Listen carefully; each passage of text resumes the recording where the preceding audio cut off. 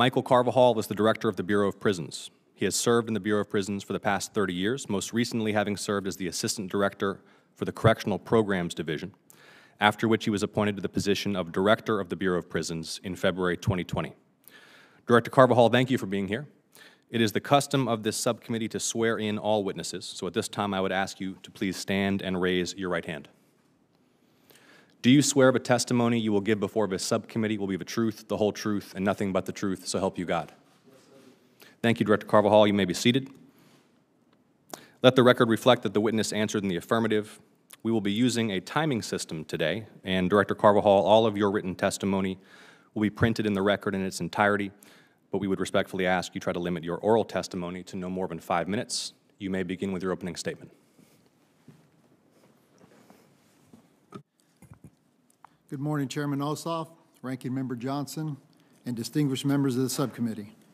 I am pleased to be here voluntarily to speak on behalf of more than 35,000 corrections professionals who diligently support the Bureau's critical law enforcement mission. I want to stress that what happened in Atlanta is unacceptable. We recognize the gravity of the alleged misconduct at that facility, and in July of 2021, we determined that it was in the best interest of the institution to take significant action. We reassigned staff, transferred inmates, lowered the security level, and began updating infrastructure at the facility. Importantly, we refocused the staff towards changing the culture.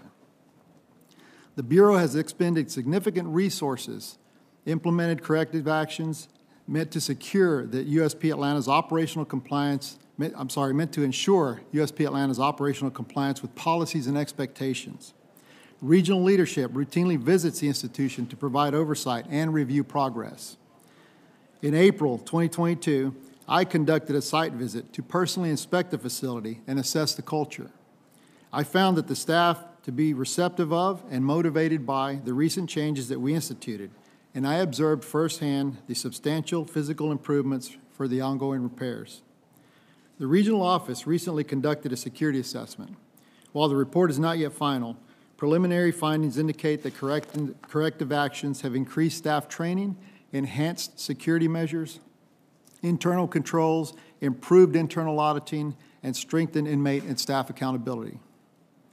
To address the aging infrastructure at USP Atlanta, we temporarily closed housing units to make necessary renovations.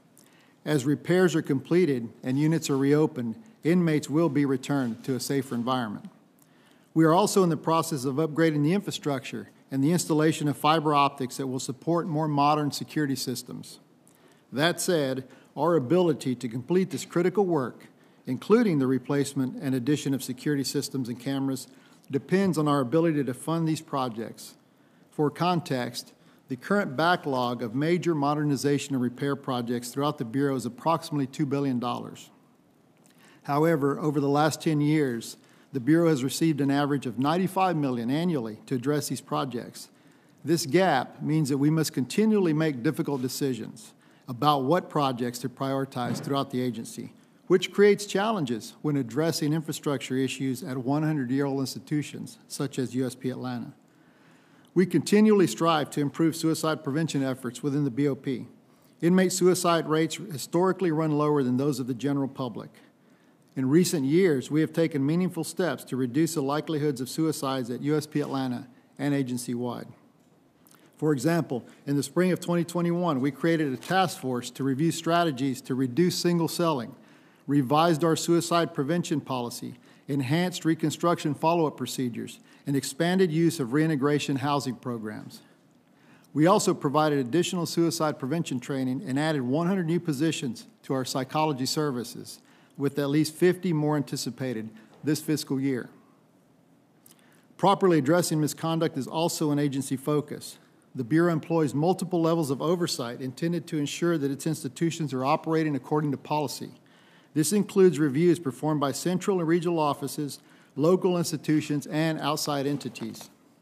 In addition, all staff have a responsibility to protect inmates and each other by reporting misconduct. In fact, failure to report misconduct is a policy violation, and all potential violations are referred to the appropriate investigative authorities. We are constantly looking for ways to strengthen this oversight and do better. Part of the Bureau's effort to curb misconduct includes contraband interdiction, We continue to combat the threat of contraband such as drugs, weapons, and cell phones, which are introduced into our institutions through ever-evolving methods. In addition to our standard security practices, we are currently working on several new systems to address this issue, and we have provided supplemental training to staff. The Bureau has made significant strides in addressing these staffing needs over the past few years, and we created a national recruiting office which uses creative methods in marketing to attract candidates. They also target recruitment efforts at institutions that have difficulty attracting applicants. Increasing and maintaining our staffing within appropriated funding levels remains a priority.